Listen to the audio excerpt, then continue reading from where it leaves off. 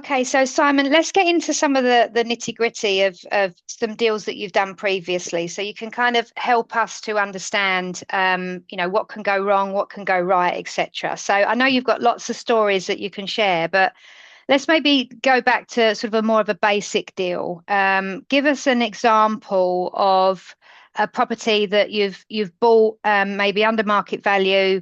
Idea was to do it up and then sell it on. So just talk me through maybe one of those situations. Give us a scenario. The properties that we bought have mostly always kind of gone as we've seen them going, but there are quite a few times where the versatility has really helped. I remember back in the early days of buying, there were quite a lot of repossessions around, and some we managed to secure, and then somebody else came in, and the market was moving quite fast. So somebody would come in and they would take 2 grand more. And in the early days, you weren't convinced by your numbers in quite the same way. Mm. And I do remember one that we went back a couple of times and I ummed and ahed over.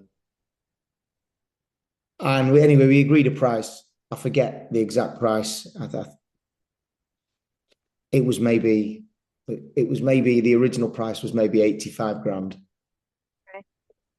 And then somebody came in, and then anyway, I did the deal and I managed to do the deal at £90,000. And then we got the survey done. The survey came in. And the survey at the time, we were buying with a mortgage. And the survey came in and said, yeah, no problem, but we've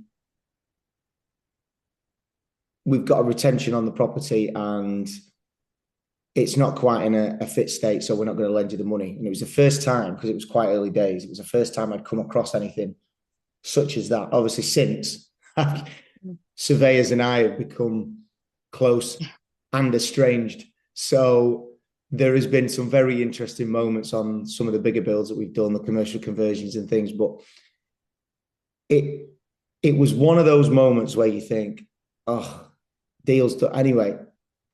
So just to go back a bit there. So you said there's a retention on the property. What does that mean? It means that you either have to put more money in because they'll retain a certain amount. So they won't lend you what you'd hoped that they would lend you. So say they're lending you 75%. They might say, we can't lend you that. We might lend you 60%. Or they might retain the lot and say, you need to do some works on that property. And if you do this and this, or the vendor does this and this, then we'll come back and then we'll lend on it. I mean, times have changed a lot since then. So we haven't actually seen anything like that in probably the last 10 years, I would have said. Okay. But at the time, this was kind of commonplace. And I thought, well, I still want to buy the property because the works was maybe five grand of the works to be done. There was some damp and they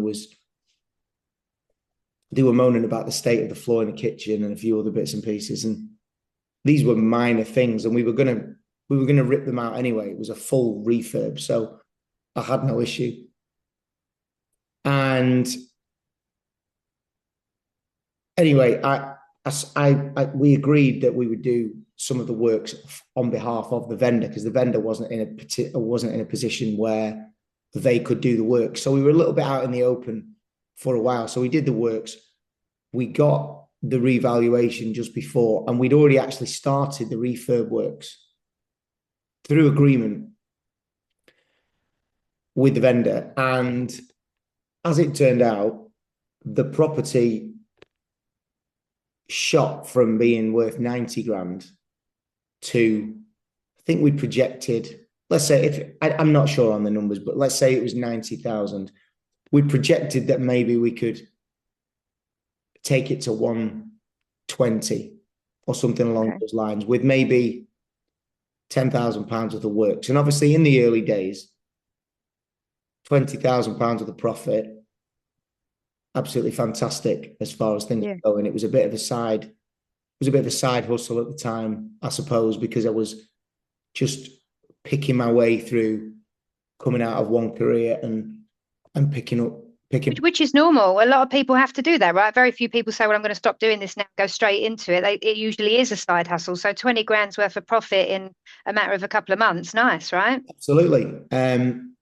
Anyway, during the purchase, they kind of agreed that it was worth the 120. And then for whatever happened, by the time we'd purchased it, it was worth a touch more.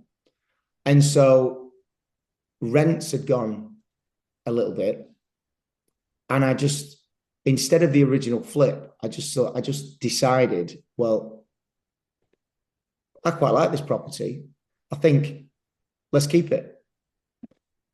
And I think I coach a lot of people now that have got the versatility to flip or to keep in the portfolios, and everything comes down to the buy price and the survey when it comes back on the valuation.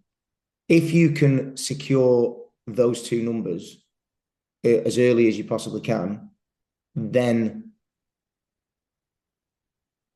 and you know a little bit about what you're doing, you know what you can pull out of your property, what you're set to invest.